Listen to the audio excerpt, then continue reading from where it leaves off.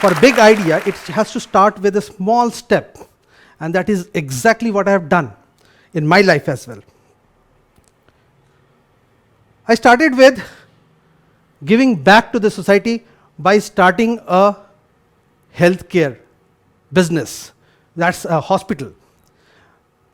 I started a hospital of a 40-bedded hospital, but then soon I realized that that's not my calling.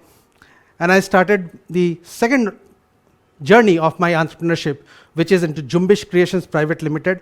And I am a chief believer of Jumbish Creations Private Limited, and founded that along with 2 other co-founders. Well, I am also known for my offbeat ideas and steps in my personal life as well as my professional life. And I'm a father of 2 unschooled children.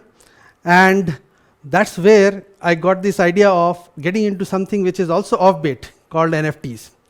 That's something also called as an art movement in the world today, NFTs. Now let's understand what is NFT. Okay? Before we get into the deep dive of why and should we get into it or not, should we buy it or not, let's understand what is NFT. And for understanding an NFT, let's take a very simple example. Let's say I have a land in India, okay? And you want to buy that land from me. What would you do? You will have a long number, a specific number for that land, maybe a survey number or a plot number, and then there's a long number which you take that and you go to the land department and you say, oh, it needs all the information for this particular number. And when you get this number and you give this number to the land department, what they do? They will find out the entire history of that land. Who has owned it, who has started this land, or who has first registered it, how much tax there has been paid, is there any litigation which is there on that or not, and so on. So that's the history you get of the land. And when you get that history, what do? Then you will come to me and say, oh yes, I know. This land, you are owning Shankar, and I have checked that from the land department. So I now want to pay you the money, and we will exchange that. Once he gives me the money, and we go to the land department once again, and we change the ownership. And that's how you become the owner of my land. Now let's take the same example and connect it with NFTs. How does it work? Now that long number which you looked at for the land, that long number is unique. And that is exactly like an NFT, which means non-fungible token, which means this is unique, and it should always refer to something which is unique. So that refers to a unique piece of land. So NFT is that long number, and what is that land department is giving you? A history of that entire thing which is related to the land. That is exactly the provenance of any asset which is linked to the NFT. So say for example, it's an art. So you will get to know the entire detail of the art just by giving that one unique long number. And that's called provenance. Now what do we do with this provenance and this? And provenance and NFT, why are we talking about it? But before we get into the details of it, we also we need to understand what is blockchain. Now blockchain is that thing which actually holds that entire data. So in this example, you can always correlate that land department is actually the blockchain. But the interesting thing is, land departments are generally managed by a government, a particular centralized organization. But blockchain is not. That's a decentralized world. And since it's a decentralized world, there's no one person who is holding that data. We talk about big companies who are holding our data, and we are so worried about our privacy. Blockchain removes all that. Now think about this wonderful combination. One hand, we have a unique number which assigns to a unique asset. And with that, it is there on the blockchain, which is decentralized, which means no one person can hold that data. This is a unique proposition to have, and that's exactly the reason why today we hear NFT hype everywhere. When we talk about the hype, we generally think about NFT is equal to those apes or those kitties, which looks weird, which looks like one artist has made something, and then we get so many versions of that with varied caps and costumes and beard and all that stuff, and that is only the NFTs. But no, that's not just NFT. Yes, it is also true that NFT is maximum, it is heard in the world of art. But then art is not the only thing. NFTs are used for lot of things which are very, very unique. Some examples are collectibles. So collectibles could be like trading cards. We used to collect in our childhood cards of Superman and Batman and all those stuff. So that can be done on NFT. Even tickets, which can be done on NFTs. Game items. And I know that if you think about game, the first thing you think about is your kid playing a game. And inside the game, you will see that the kids are buying different swords, different apartments, different garments, and that's what can be also done on the NFT. And not just that, even memes can be on NFT. Music can be NFT. Now even domains can be on NFT. And all this list which I am talking about, it can be, it's already there on NFT. People are buying all these assets on NFT platforms. So what I'm talking about is, NFT, when we think about it, is not just digital art. There can be a lot of different things. So today I'll talk about something specific, which is again similar to the land example which I just talked. Land is a physical asset, and so is a traditional art, an art which you can actually see on your drawing room on the wall, art which is done on canvas or paper. So that's a physical thing, and it can be also put on NFT. How? Very simple. NFT is not art. NFT is only that unique number. It becomes valuable when we assign a digital asset or any kind of asset to that, digital or a physical asset. So now let's take example of this art, which is there hanging on your drawing room.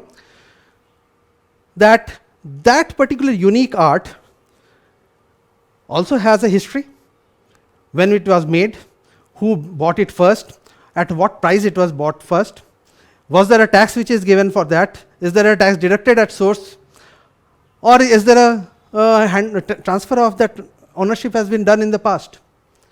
So for all this, we can keep that information aligning with the NFT for that physical art.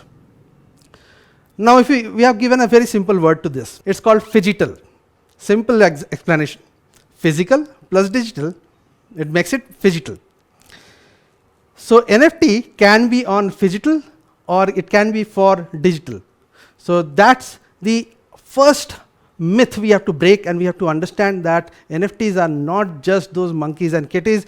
It is also about serious assets which we can use. Then we can actually invest, we can sell, we can buy, and we can make a lot of profit out of it.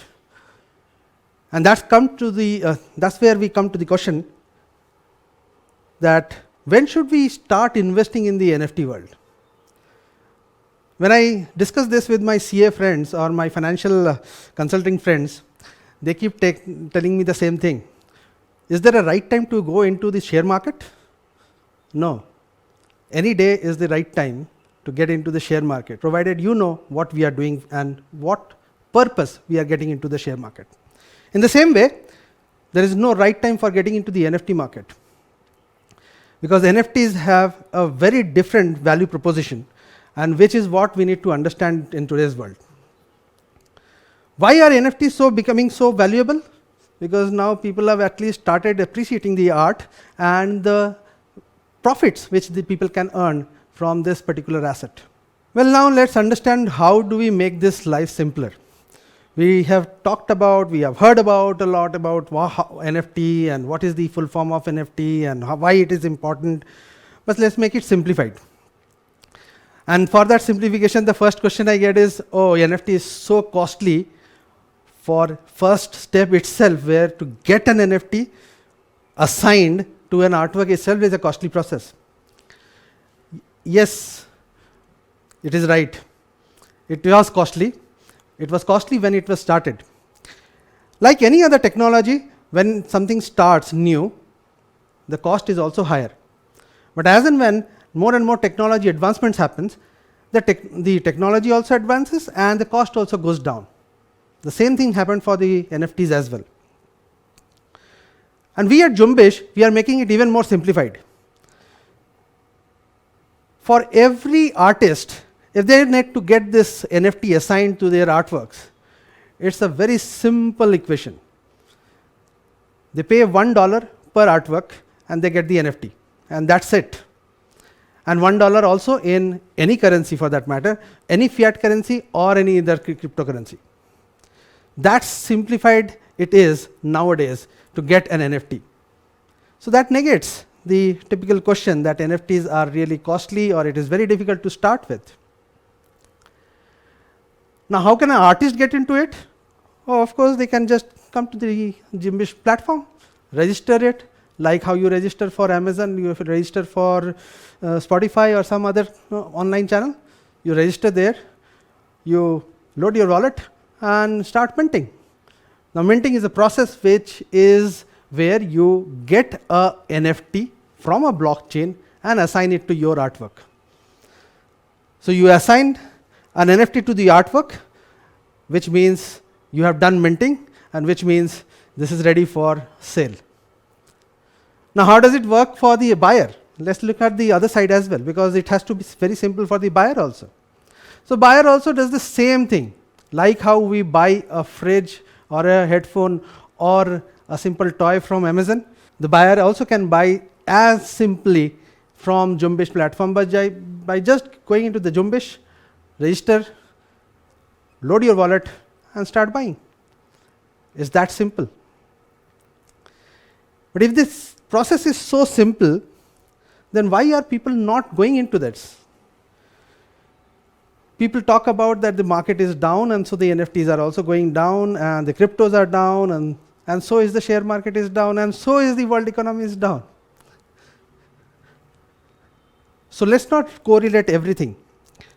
There is an inherent value proposition of NFT which comes because of its ability to prove who is the owner of that particular asset. That is point number one.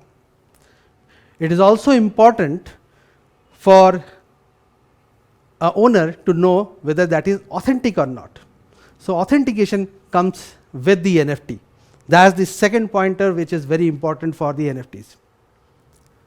Third, which is a very interesting point, which has not been there in the world as of now, is royalty for artists. Now, what is royalty for artists? Well, we see that there is royalty for authors, right? You write a book and the book resells, the author gets royalty. The musicians get royalty, filmmakers get royalty, singers get royalty, but then the visual artists, they don't get royalty. And that's where NFT as a technology, it simplifies once again. How? There's a concept called smart contracts. And what is a smart contract? It's like our smartphones.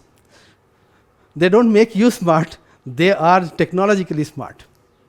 The smart contract is an automatic contract which gets written the moment minting is done, and so every time, and at the time of minting itself, the artist defines what is the royalty percent he wants to get. And so every time the artwork is resold, and royalty percentage is automatically credited into the wallet of the artist. That's how the royalty works. Well, these are three main benefits of royalty on the NFT as a overall technology. Let's quickly touch upon what is our governments are doing for this. We keep hearing only negative sentiments for the crypto, and we keep thinking that crypto and NFT are same. They are not. Okay. By the way, cryptos are actually fungible tokens, and NFT, which is non-fungible token, by name itself they are opposite. Okay, so they are not same much. But let's understand what are these governments are doing. Not just Indian government, there are governments across the world. Let's talk about our Indian government first. I being from India, we have a center of excellence in Government of India, and we have a dedicated site called blockchain.gov.in. And you can go and check that website. You will see there are many applications of NFT which are being in the process right now. That includes land, the example which I took. That includes Goa's liquor tax. It includes the education system and all the certificates which will be there on NFT.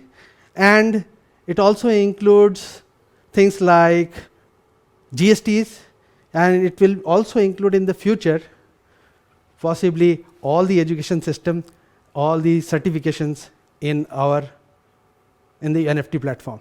Well, that tells us how important NFTs are for not just for us, it's also important for the government because of so many initiatives.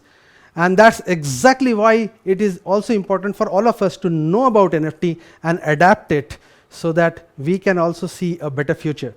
Thanks a lot for DLC because of giving me this wonderful opportunity to share something very new, crazy topic like NFT, non-fungible tokens. Thanks once again. This is Shankar signing off. Bye-bye.